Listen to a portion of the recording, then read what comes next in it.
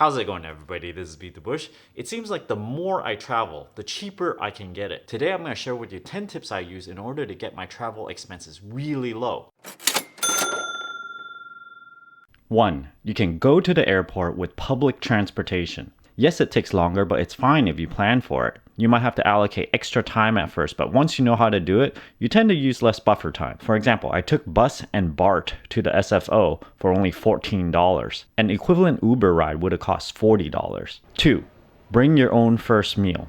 Don't buy airport food. First of all, it sucks and it's no gourmet food at most times. Second, it's a ripoff. Just look at this menu at the domestic airport. $17 for a burger and $17 for a fried chicken. Instead, you can bring a healthier alternative. I brought with me rice, Brussels sprouts, mushroom, carrots, and sardine and olive oil. The third thing you can do to save while traveling is bring your own snacks for the plane ride.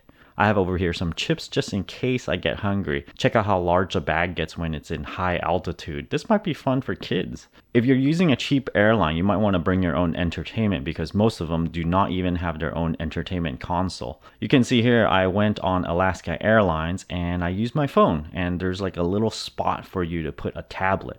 The fifth thing you can do while traveling is to also get out of the airport with public transportation. At JFK in New York, I actually took the bus and then to the train. The total cost to get to my destination was only $2.75. The initial bus that gets you from the airport to the train is actually very well lit, and I felt very safe on the bus. Now, one of the reasons people refuse to take the bus or public transportation from the airport is because they have a large piece of luggage. If you travel light, then this opens up some possibilities for you. Staying at Airbnbs generally will cost you about 1/3 to 1/4 the cost of a hotel.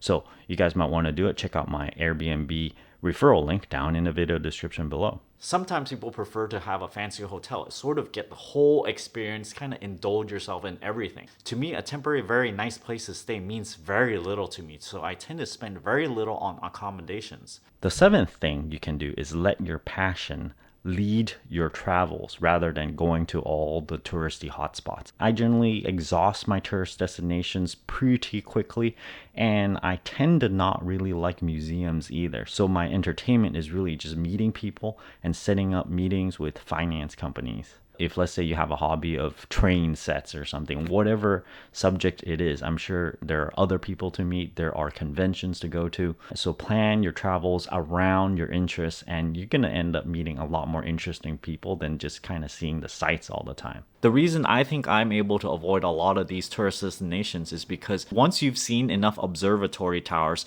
they all start to look the same. The eighth thing you can do to minimize travel costs is to minimize ATM fees. Normally I carry a Chase ATM card because Chase ATMs are in a lot of places. Then if Chase is not around, I would fall back to my Charles Schwab investor checking account. This ATM card does not have ATM fees even if you use it internationally. What they do is you see an ATM charge to your account, but they refund this at the end of the month. The ninth thing you can do to save money while traveling is to eat cheaply. You can eat very well and things will taste very good even for a few dollars. These examples are in New York, but I did have a very delicious pizza at Two Brothers Pizza. I also had a Hong Kong milk tea with an egg tart, all for $2.50. And then right next to there's this place called Yiji Shimo Noodle Corp. They sell an order of beef rice noodle roll only for $4. The 10th thing you can do to save money while traveling is to not buy anything while you're on a plane. Sometimes it's unavoidable, but most of the time you can avoid it by proper planning. Another benefit of traveling light is that you don't have to pay any luggage fees. While you're on board, don't buy anything that costs extra.